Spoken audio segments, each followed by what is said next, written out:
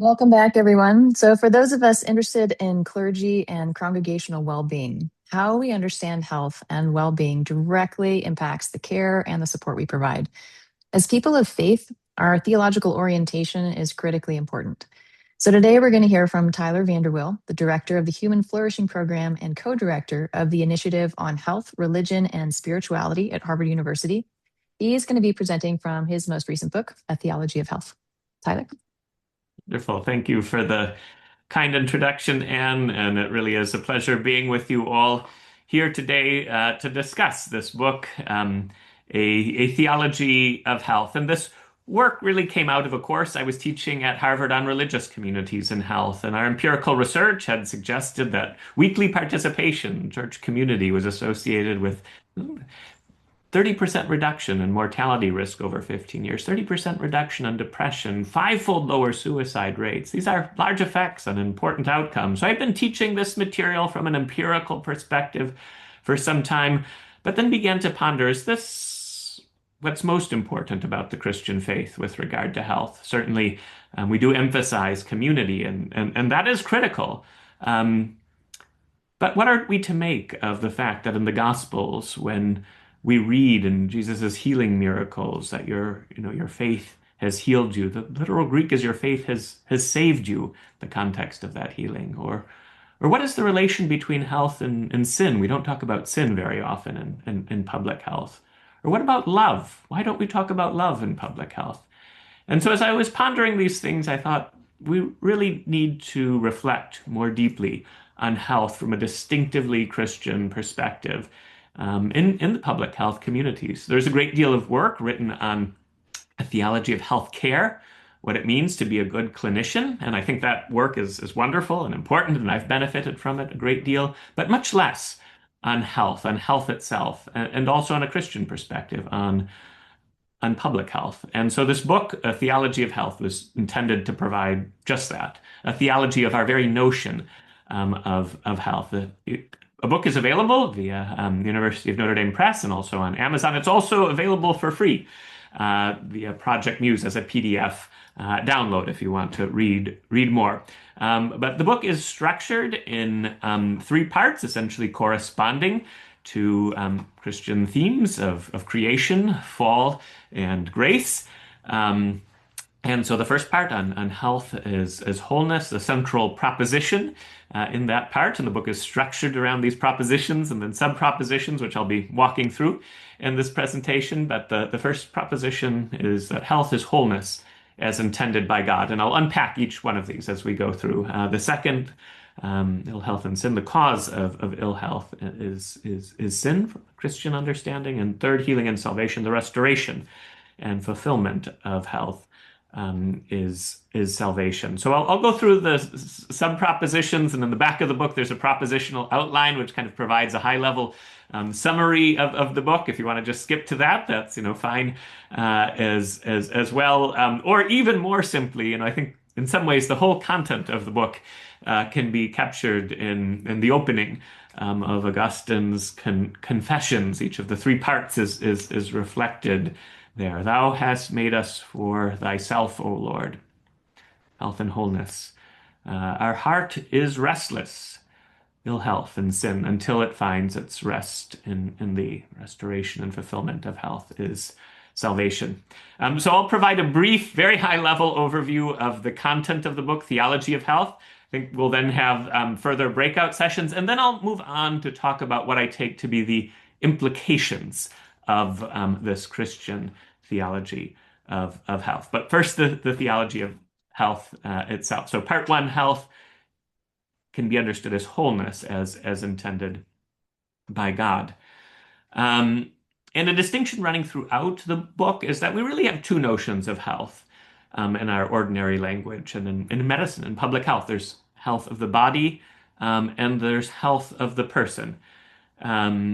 And the book seeks to provide a theology of health for both the health of the body and the health of the person. But I think many of our disputes about the nature of health is in some ways confusing these two notions. There's a large philosophical literature debating how broad or narrow should our conception of health be. The World Health Organization's definition of health is that health is a state of complete physical, mental, and social well-being, not merely the absence of disease or infirmity, but many criticize that definition as being too broad, as being beyond the capacity of medicine to address. And really, that's health of the person, or what we might understand as flourishing. And that's different from the health of the body, the body's parts being um, intact and whole so as to enable the normal functioning that we anticipate of the human person. And the book argues that a lot of our disputes on health could actually be clarified by just specifying, are we talking about health of the body or health of the person? I'll come back to this in the implication section.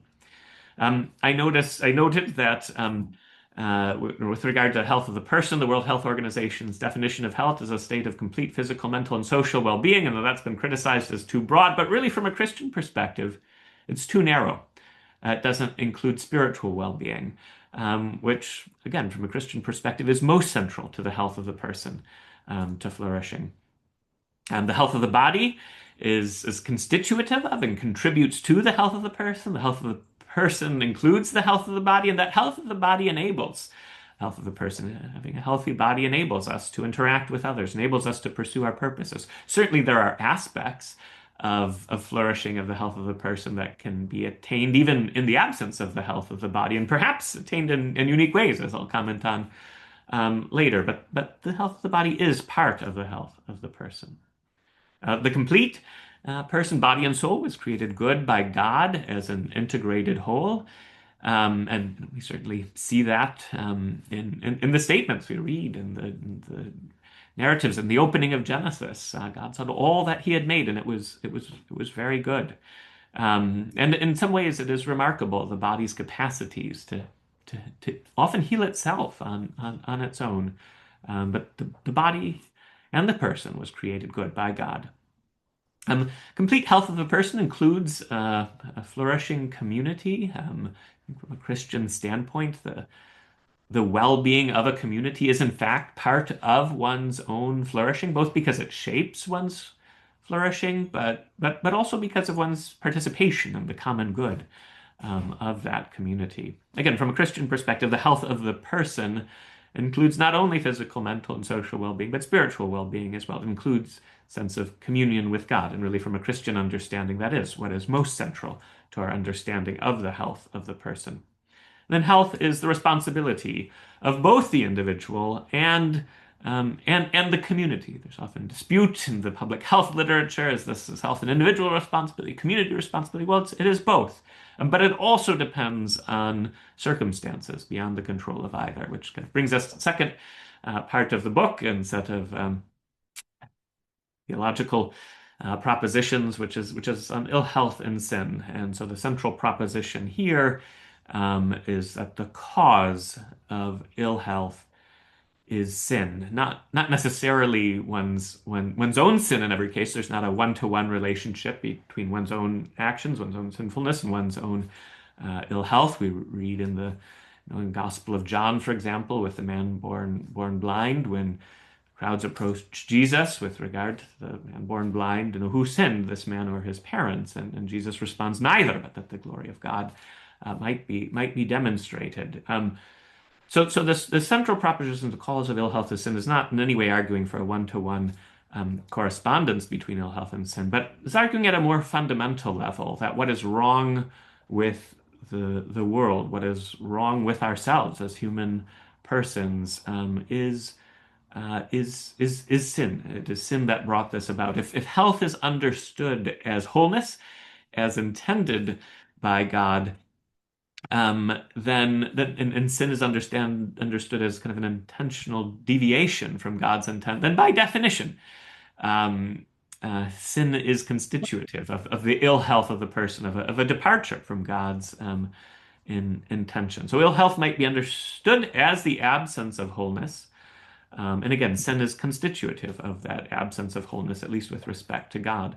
But our own ill health of the body and of the person also often follows from wrongful actions, from sinful actions of ourselves or others. And often this is very clear in a direct causal or etiologic sense, where in cases of violence or rape or murder or discrimination, we are doing damage to others. We're doing damage to ourselves as well, which we often experience, and in some ways rightly, in the guilt we feel over those wrong actions. But there's also a communal nature to our wrongdoing that brings about ill health. Wrong actions can bring about unjust structures that may result in ill health over extended periods of time, even across generations, if nothing's done to address them. But I think the Christian understanding of the relation between ill health and sin runs yet more deeply, and that we believe that human nature itself has been distorted by sin, and that this fallenness has further disrupted relation between human persons and the world, giving rise to further external causes of ill health. But we often experience this very personally as well, where we can be in situations where our reason and our emotions, our passions are pushing in different directions, where we feel we desire one thing, but a deeper level will something else, something better, something that's right. We experience that personal division often in day-to-day life, and this is part of that distorted nature. The very fact that reason and passions can depart from one another is part of our fallen nature that was itself brought about by sin, by that deviation from God's intent. Sin has brought about and continues to bring about death. Again, sometimes this can be understood in very direct causal, etiologic sense in cases of violence and murder, but at a deeper level, that sin, that departure from God's intent, brings about a spiritual death, a separation from God. If sin is cause of ill health, then ill health cannot be prevented without addressing sin. And I'll come back to this point in discussing the implications for medicine, for public health, for churches. Sin, wrongdoing, needs to be taken seriously as a cause of ill health. And then that experience of distress over our brokenness, over a lack of wholeness, is suffering. Our experience of that brokenness is what we call suffering, but that also makes clear our need for healing and restoration. And then third part of the book, healing and salvation, central proposition here is the restoration and fulfillment of health is salvation, is what we understand by salvation. And importantly, it's not just a restoration. It's not just coming back to perhaps that original state of justice and in paradise and in Eden. It's beyond that. It's a fulfillment of health of the body and health of the person. Grace, God's grace, completes nature. It fulfills it. It brings us to a yet ultimately more glorious state. So the sub-propositions here are that healing itself can be understood as the restoration of wholeness. But if we're to take seriously that the cause of ill health is sin, then healing of the person cannot come about fully without that healing from sin. Principal ways that restoration and fulfillment of wholeness are brought about are love, from a Christian understanding, love of God and love of neighbor. God's love for us, but in turn, our love for God, our love for our neighbor, our seeking to bring wholeness to ourselves by loving others and by loving God, but our seeking to bring wholeness to the world also by loving our neighbor. God has fundamentally brought about that healing and salvation through Jesus Christ, through his incarnation and his restoring human nature, through his life, his teachings, his example of a life of love, life in obedience to God, through his death on the cross, his taking our sins upon himself, and in our union with him, doing away with our sin, and his resurrection, and his bringing us new life, and in his ascension, and his sending the Spirit to us. And so that now today the church and its members are both agents and recipients of healing. We are recipients of that healing from God's love, but also agents of that healing, bringing that love and that salvation to others. And that healing comes about through our communal life together, through forgiveness, through prayer, through fasting, through the sacraments, through our own growth in character, and for our care for and love of others, including the work of medicine. In spite of that work towards healing, there are limits to the healing we do experience in this life. But healing in relation to God can come about in the midst of, and sometimes even through our ill health of the body or of the person. Sometimes our own suffering is our means to a greater spiritual health, a greater spiritual well-being, a greater communion with God. But that fulfillment of wholeness, that final communion with God and that completion of God's intent will only come about in the resurrection and the life to come, and that itself will be accomplished by God, and that is for which we wait. So that's kind of a very high level overview. Again, there's a lot more in the book itself under each of these sub propositions and an exposition, but each of the parts of the book also concludes with a section on implications. What are the implications of this theology of health for the life of society, the life of the church, the practice of public health, the practice of medicine? And at the very end of the book, there's actually a non-theological postscript which tries to extract some of these implications as they might apply to a more pluralistic society where distinctively Christian insights might be of a benefit to the pluralistic society in which we live. But we're going to take a short time in the breakout rooms first for you all to discuss your understanding of health and its relation to the Christian life, and then come back together to talk about what I see as the implications of this work, and we'll open it up then for discussion and Q&A.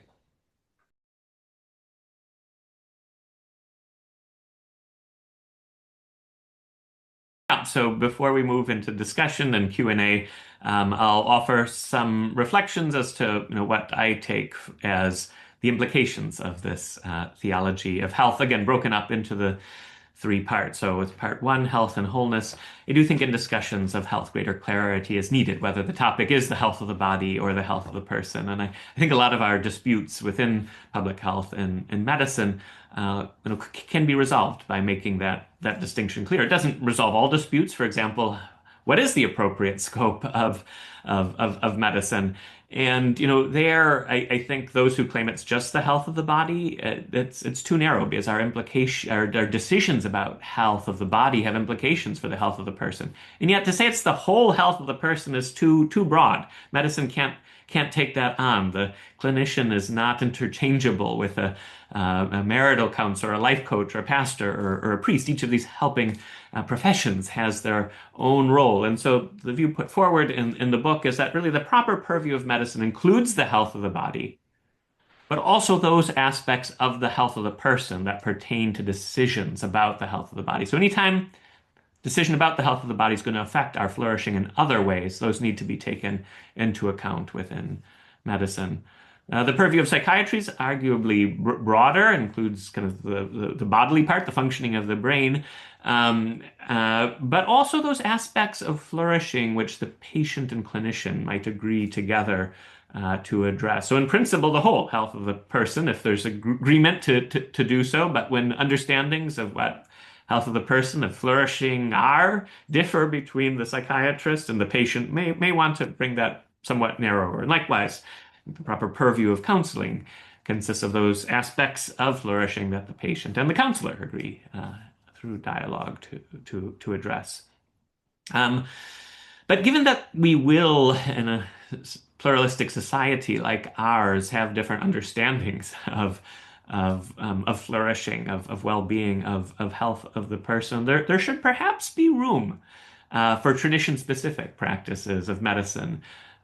We should perhaps have a distinctively Christian practice of medicine, and also allow for space for distinctively Muslim or distinctively secular practice of medicine as well. And if we were to do so, I think this would allow, within the context of medicine, clinicians and patients to really embrace a fully Christian vision of the health of the person to pray together in the course of a clinical encounter. A lot would need to change and take place for this to occur. And my colleagues, Michael and Tracy Balboni, have a whole book on this topic, From Hostility to Hospitality, on how we might, eventually achieve that vision. I don't think it's entirely infeasible. In China, for example, patients are offered an option of traditional Chinese medicine versus Western scientific medicine. And again, I think we could envision a common knowledge base, scientific knowledge base informing medicine, but tradition-specific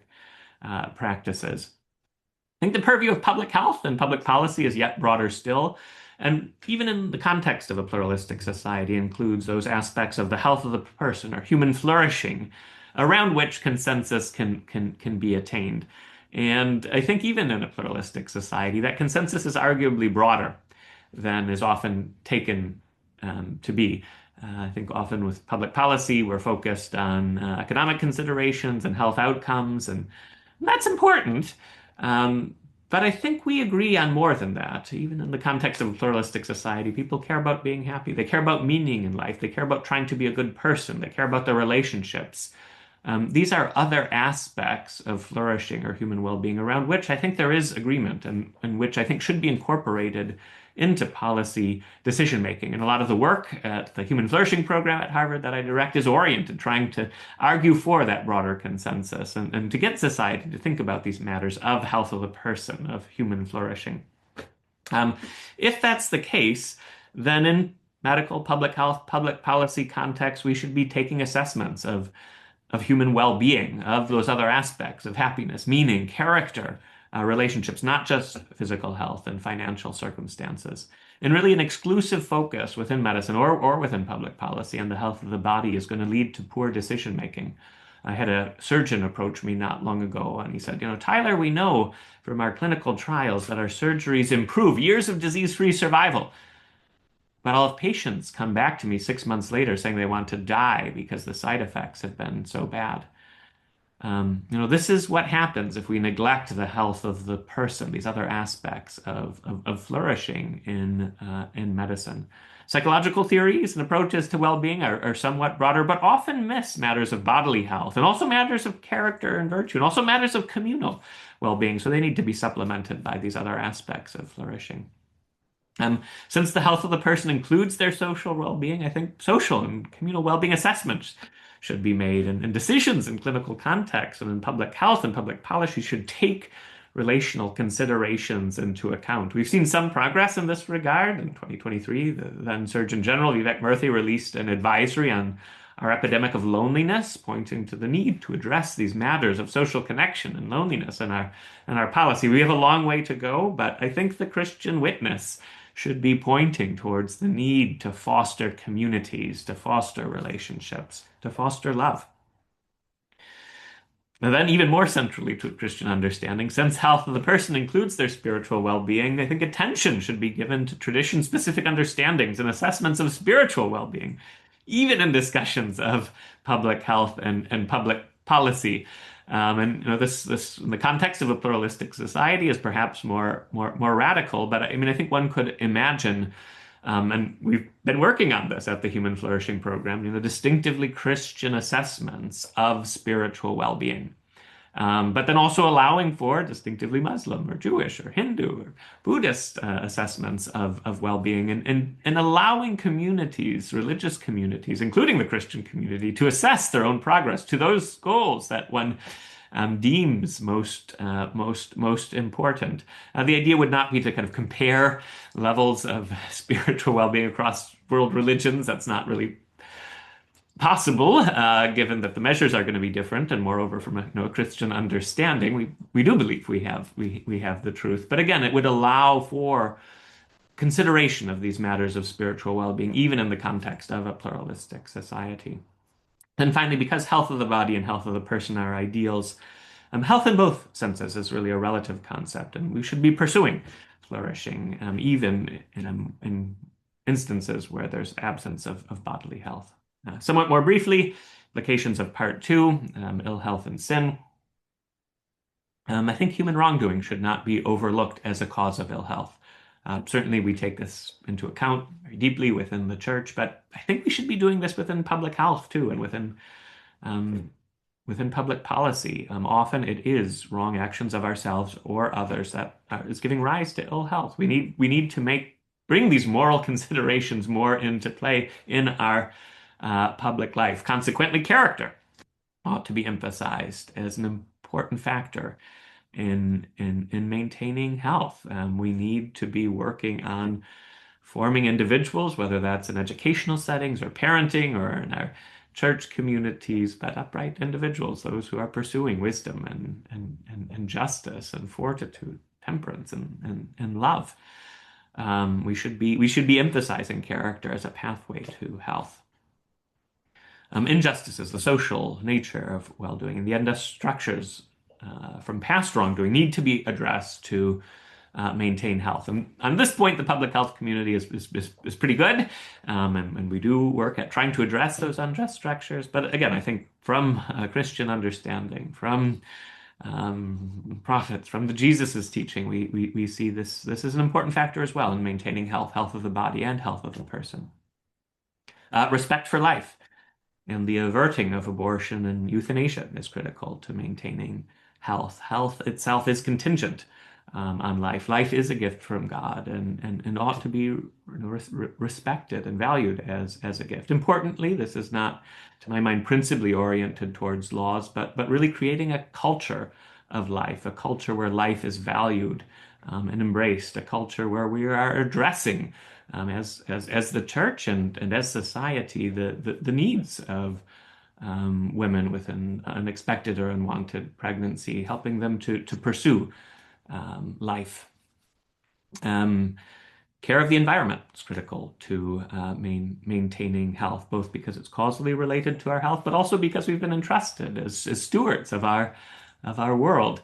The health of the community, of our context, of our environment is part of our flourishing.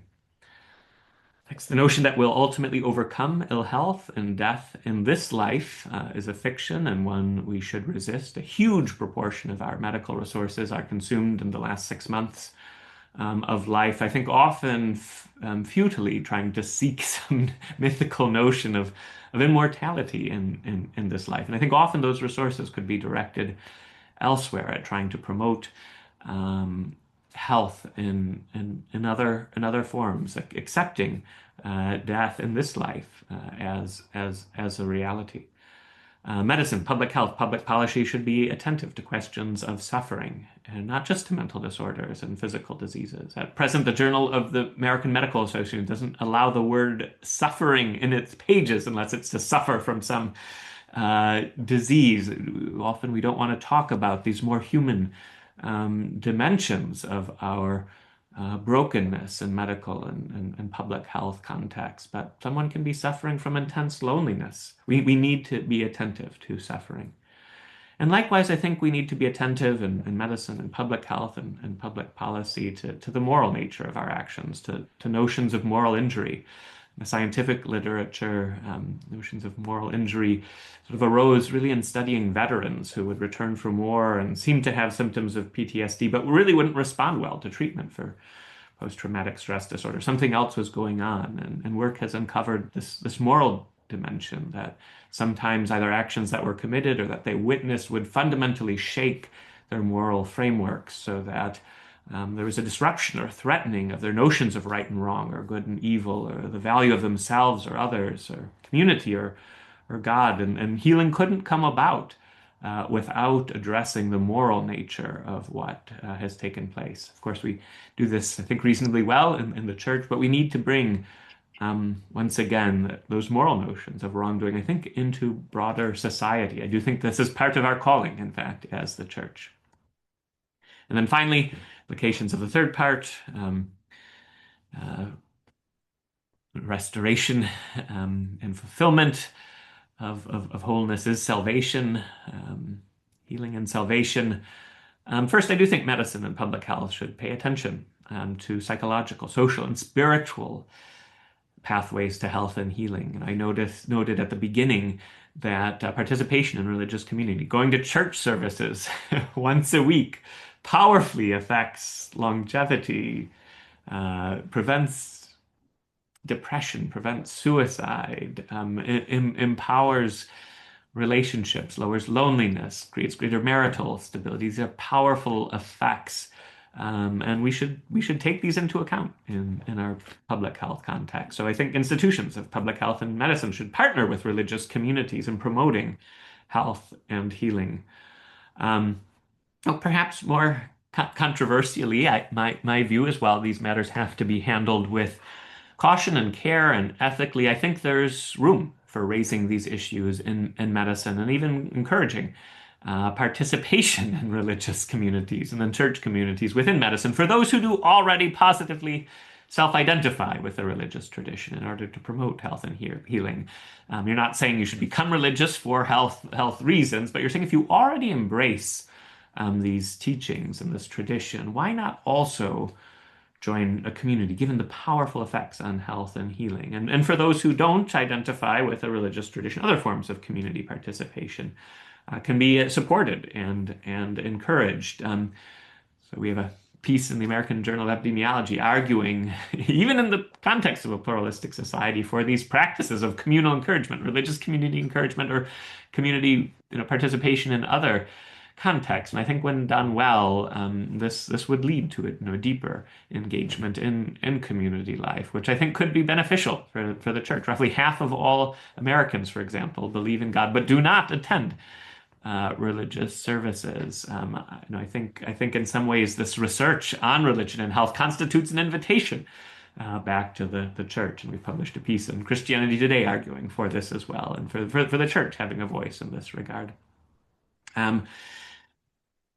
Character development, I think, should be promoted at local, national, international scales to foster health and healing. There's evidence that we can effectively promote um, uh, kindness and compassion, forgiveness, fortitude, and perseverance, and that these things themselves are related to health and well-being. And I think these are interventions that we could scale at local, national, international levels and communities and schools. And some of our work, for example, in our Flourishing Schools project is trying to do exactly that.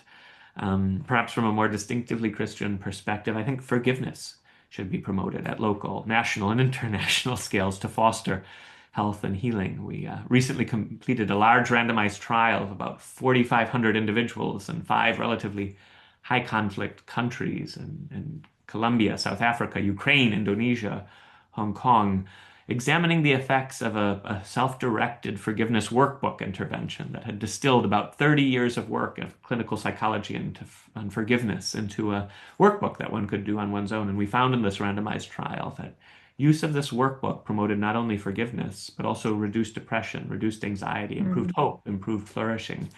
And so we have now launched a global forgiveness movement to try to bring these forgiveness resources to the world and to the hands as many people as possible. You can download that from Human Flourishing Program's Global Forgiveness Movement website. We have a version specifically adapted to churches as well. I've used it myself and have found it very powerful with regard to healing and wholeness. So we should be promoting forgiveness. We should also be promoting love. If we take seriously the Christian notion that all of the law and the prophets can be reduced to love of God and love of neighbor, we really need to be promoting this love of neighbor. And the church can have a voice with regard to the critical importance of promoting love. We've launched a new Love of Neighbor initiative to try to do precisely that. And we intend now to start tracking at with nationally representative samples in the United States how love of neighbor and even love of enemy are changing over time in the United States. I think there is no way to heal our societal divisions without trying to foster that love. I think love also needs to be promoted in order to ensure that the World Health Organization's stated right to the highest attainable standard of health is upheld as best as possible. Health in the World Health Organization's understanding and in the Christian understanding includes social well-being. There's no way to do this without also promoting love. In the context of a pluralistic society, we should have open dialogue concerning how different communities might understand health of the body and health of the person. And ultimately, what's most important, identify our common ground and our areas of disagreement as well, to try to understand one another and to try in love to work towards those common goals and to exchange our views on what is most important. Sometimes in modern society, notions of evangelism or apostolate can be seen as negative, as somehow proselytizing. And yet, if we view this as pointing towards what is most important in life, sharing notions, our deepest notions of well-being, I do think that evangelism, that apostolate, should have a place in the context of a pluralistic society. That also requires allowing place for other world religions to enter into that dialogue. But if we believe we have the truth, then we should not be afraid of those discussions, of those dialogues, and of pointing to those truths of the gospel. I do think ultimately religious individuals and communities should be free to pursue their ultimate goals and ends in promoting health of the body, health of the person, and the healing of persons, which is what the church is called to do. So thank you all for being here and listening, and again, happy to take comments and questions. That's great. So, Tyler, thank you for that. And while we're all assembling our questions, please feel free to put them into the chat. Phil and I will be working on harvesting those and tossing them up. But in the meantime, Tyler, I wanted to pitch you a question because you talk a lot about the importance of community participation. And so I'm curious, in your work on the Human Flourishing Program, what, if anything, has risen to the surface about the potential connection between disaffiliation of youth in the church and the statistics that roughly 50% of youth have a diagnosable mental illness of anxiety or depression, especially as the church broadly remains silent on that topic. So when we think of the value of importance and community participation, how are you seeing that, or are you seeing connections? Yeah, I mean, I think the literature is close to indisputable now that participation in religious community, participation in church life is strongly causally related to lower depression and dramatically lower suicide and higher meaning in life. Evidence for anxiety is perhaps more mixed, and maybe it provides peace for some, but anxiety for others with regard to additional set of expectations and moral teachings to live up to. But on depression and suicide, it is pretty clear, and the effects are powerful. So I do think some of the rising rates of mental illness and lower well-being amongst youth is due to declining rates of religious participation. I don't think that's the only cause. I do think social media is also partially responsible. I do think differential effects of the COVID-19 pandemic are responsible. Changing economic considerations are also partially responsible. Lower rates of marriage are also partly responsible. But I do think that participation in religious communities is part of the story. I mean, our own estimates suggest that if we take the effect that we found in our studies on religious community and suicide, and were to project it to the overall population, about 40% of the rise in suicide over the last 15 years was due to declining religious participation. So these are big effects.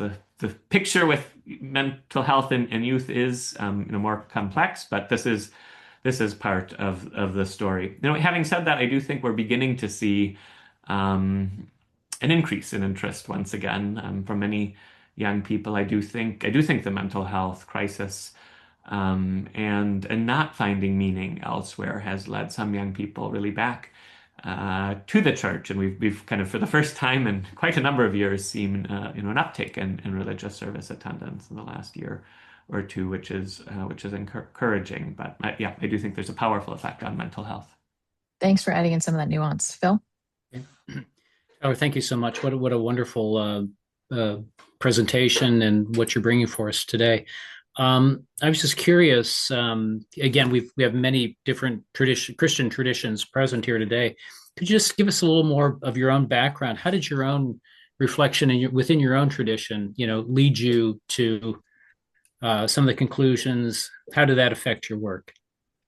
Sure. So, my religious and Christian identity has been varied over the years. I grew up in a Presbyterian home, went to a Lutheran church when family was living abroad was mostly at non-denominational evangelical churches. Eventually found my way into the Anglican Church, and then in 2012 was received after kind of a long journey into the Roman Catholic Church. So I've experienced life in a number of different church communities, and the book I've tried to write in a fairly from a fairly ecumenical perspective.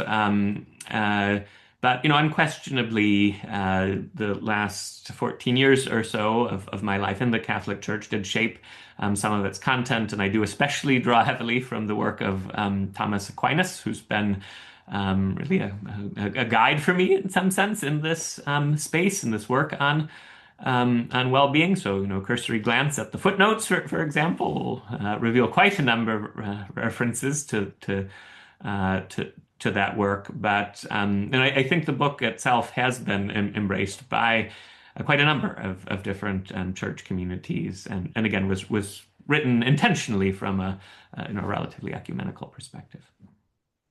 Good. Okay. Thank you. All right, Tyler, we've got another question for you here. So you just mentioned your experience in the evangelical church growing up. So we're curious how in that church, and maybe this is ecumenically addressed as well, how does the church honor the whole soul and spirit of the human being, even though the church sometimes discusses the body as being lesser than? So maybe to put that differently, some pastors would speak, or a priest would speak to the body as being something that passes away and therefore not the direct focus of our spiritual formation. How would you want to encourage the church, pastors, lay leaders to think about a more integrated definition of spiritual formation, and maybe as it pertains to the whole person? Yeah, I mean, I do think, as per some of the earlier propositions, that part of the health of the person and the integrated whole of the person is the body. And I mean, I do think we are, and I think this is present in the scriptures, commanded to care for the body. And the body enables much of our work and our service within the church. I think also from a theological perspective, we believe in the body's importance because of the doctrine of the resurrection of the body. We are not going to be disembodied souls in communion with God in eternity. Our bodies will be renewed, will be resurrected. And so, I think that also points to the importance of the body. Having said that, there are often challenges in life, and we are not infrequently called to make sacrifices, whether that's of our body or of our own happiness in service to others.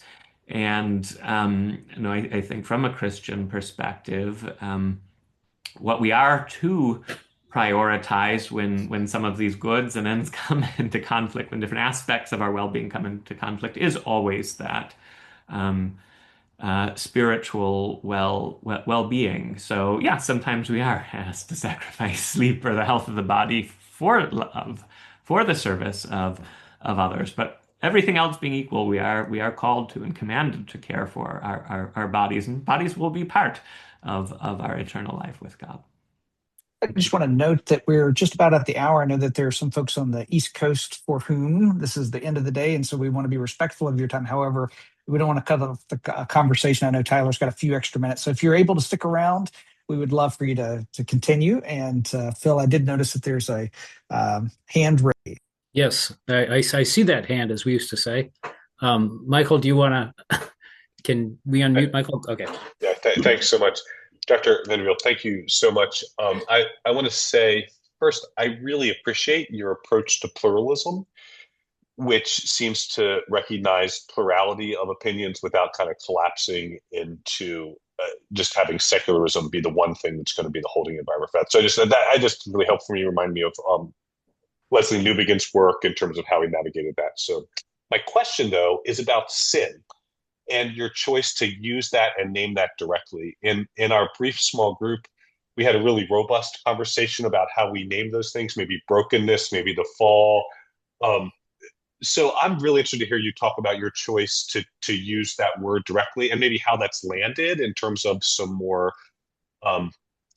conversations that aren't directly Christian or kind of in Yeah. more secular spaces. And thank you for that.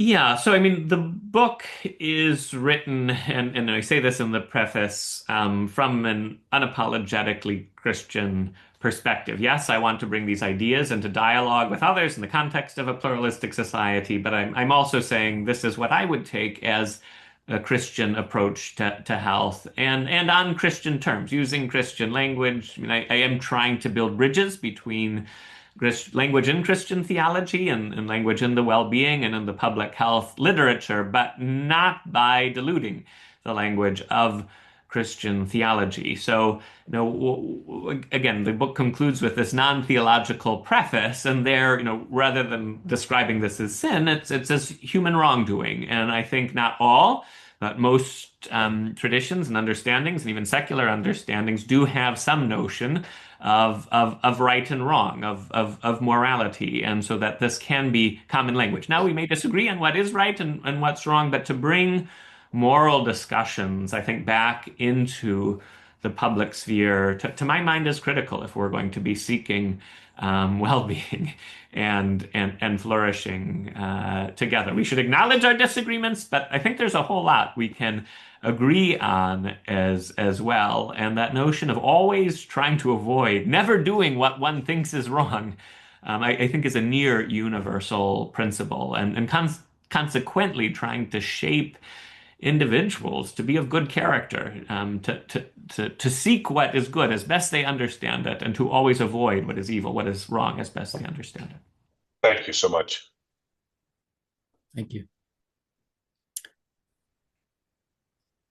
We have another, if we have time, I guess one more question.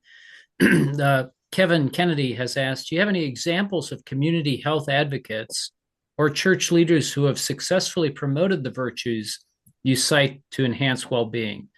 And especially Kevin is thinking about our current acrimony and aggressive polemics that seem to be becoming more socially acceptable, or at least are out there with increasing vehemence, you might say. Yeah, no, it's a good question. I mean, what we have, I would say, successfully implemented in a number of church communities is the promotion of forgiveness. I mean, from a Christian perspective, we are to forgive those who wrong us and to forgive always. And this is not optional. This is commanded. So it's clearly a value within the church, but how to do it? People really struggle. Many people want to forgive, but have trouble doing so. And so, the work we are doing with churches on this, I think, has successfully promoted forgiveness at within church communities. And this workbook, I think, really is powerful, and we do have a version, adapted to and trying to draw from distinctively Christian ideas. I'll put in the chat a link to that, and the workbook can be downloaded on the site. But we are working with church communities. We've, often these have 50 participants in these groups, and I mean, the stories are transformative. I mean, people will say this workbook and group discussion, it changed my life. It freed me from years of struggle. And I do think that forgiveness is itself a move towards restoration of love. I think it can be understood as replacing ill will towards the offender with goodwill. And I would view this as almost a subset or a helpful path towards love of enemy. And we're commanded by Jesus to love our enemies as well, to seek their good, and ultimately, from a Christian perspective, to desire union with them, union in God. It may require change and repentance, but that should be our attitude to each and every one we meet, including those who sharply disagree with us or who are actively trying to harm the church. And I do think the church needs to be a witness to that call to love, that love of enemies. So while I think it's perfectly within the church's bounds to critique what we see as wrong in the world. I do think some of the polemics are not loving, and are not a witness to that love. And I think the church is failing when that takes place. So I think, to my mind, at this moment, perhaps our deepest call as a church, at least in this virtue space, is called to love our enemies. And I think that itself can be a powerful witness to the truths of the Mm, gospel.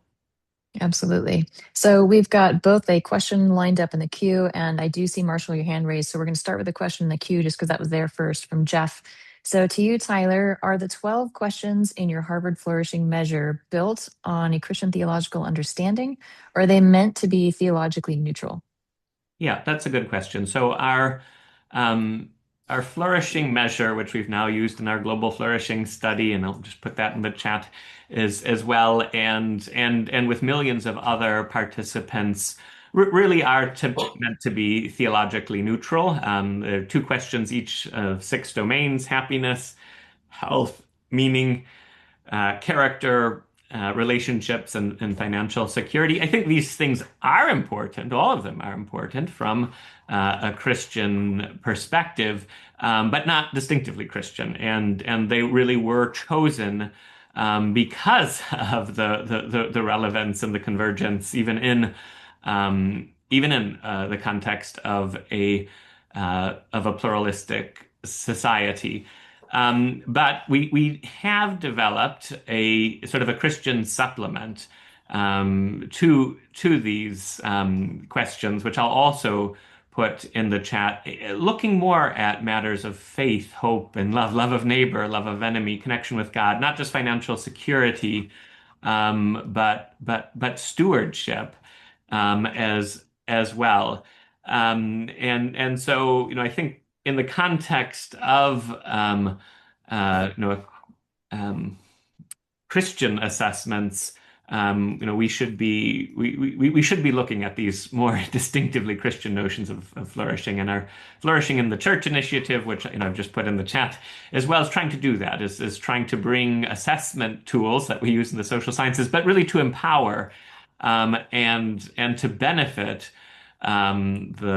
the Christian community and church communities. So again, I do think uh, I do think what is distinctive about the Christian faith is of course what is most essential. But and we do emphasize that, but we're trying also to communicate with um, uh, the broader pluralistic context in which we live, to identify common ground that we can work on together. But if you're interested in the distinctively Christian flourishing assessments that supplement, I've put that in the chat now as well. Thank you. Excellent. Thank you. I think we'll call on Marshall if he's still available, and that may get us to our time. Marshall, are you there still?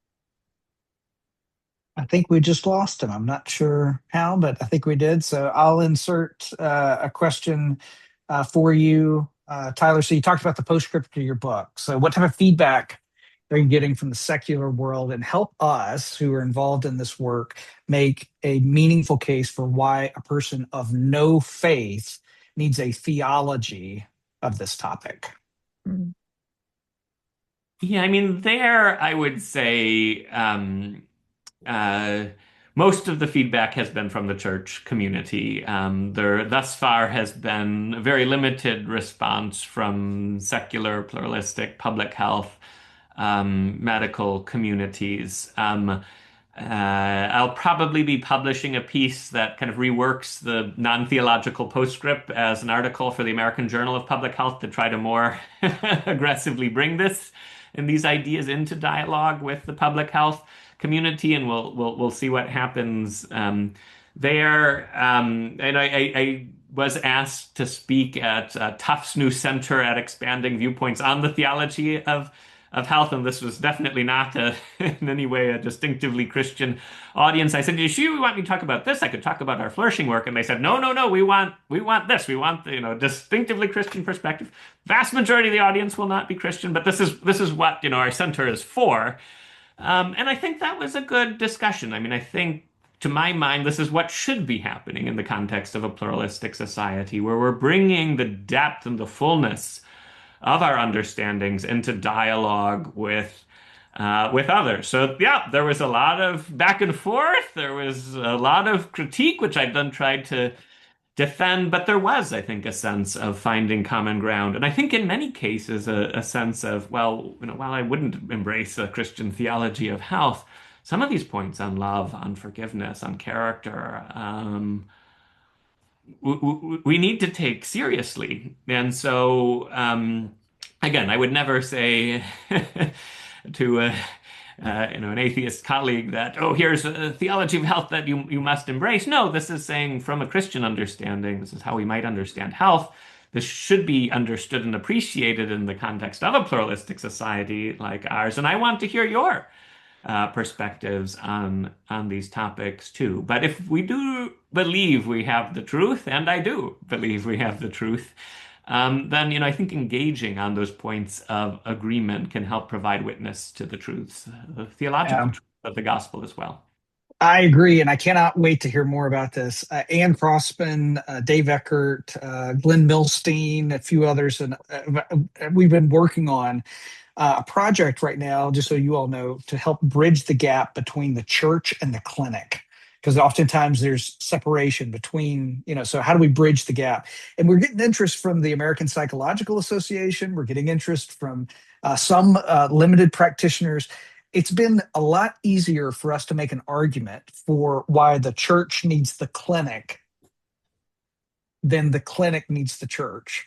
And so I'm very interested as you develop these thoughts and ideas, because I think that essentially that, that is I don't a case. think medicine can serve Christian patients well without, at least to some extent, taking into account what they view as most important.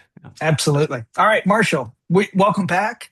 Feel free, and you'll get the last word while he is asking his question, though, in the chat. Everyone, next month's call, Leading Well Under Pressure.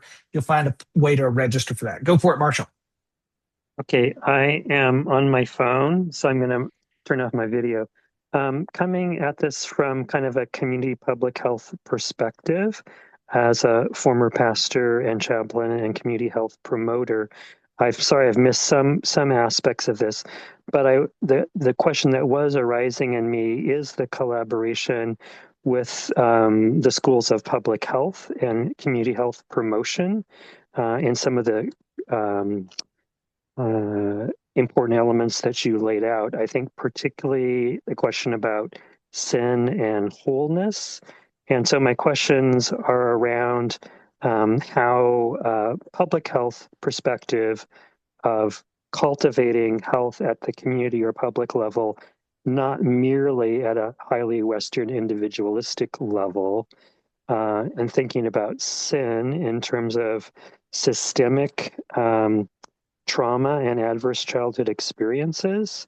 So community health has this perspective of social determinants of health, which sound very determinative, but actually they are factors that can be affected by promoting resilience to the systemic impacts of cumulative intergenerational historical trauma. So I'm kind of just wondering about this from that community public health perspective and also kind of a social justice perspective about systemic, both adverse childhood experiences and adverse community experiences and how those impact health.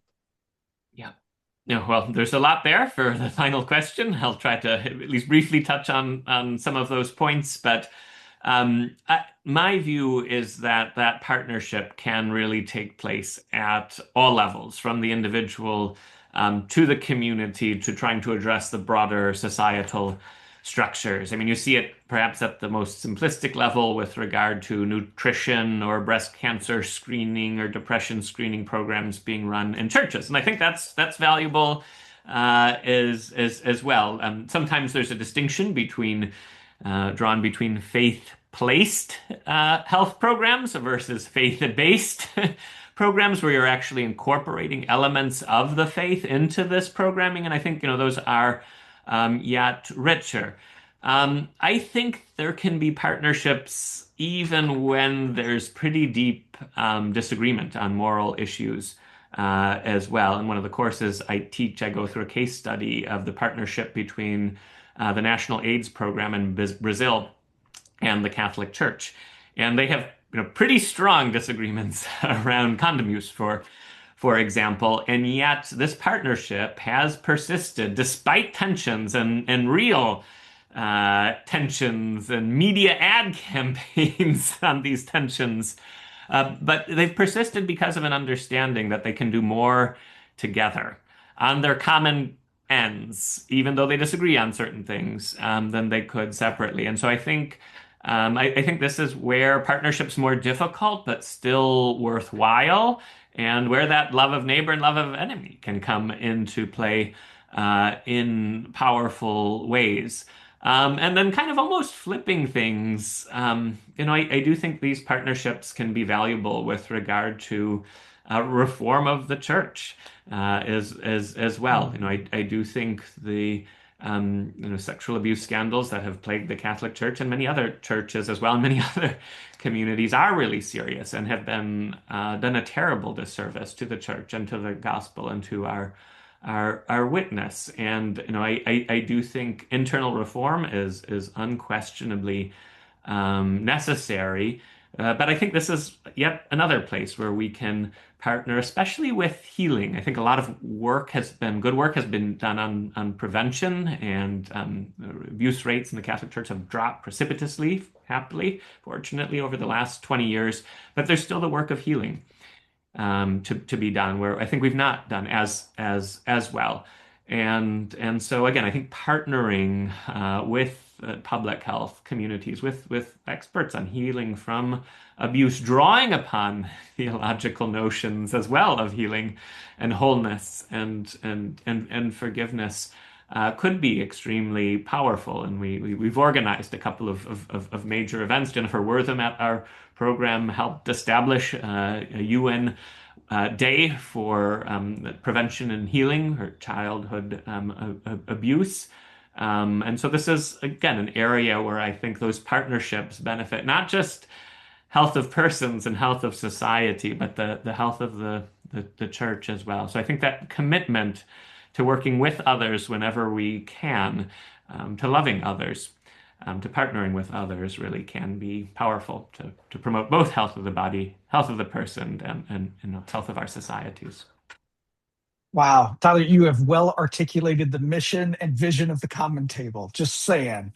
Also, would that the church take the plank out of its own eye as we enter these conversations before pointing out the areas in the world that need attention. So hope you all enjoyed today's session. Thank you so much, Tyler, Ann, and Phil, for your wisdom. And also just a quick plug again for next month in April, Leading Well Under Pressure. We're going to be hearing from some folks coming out of some Lilly-funded practice and research that's going on. So hope you'll join us next month for that as well. Thank you all so much for being here.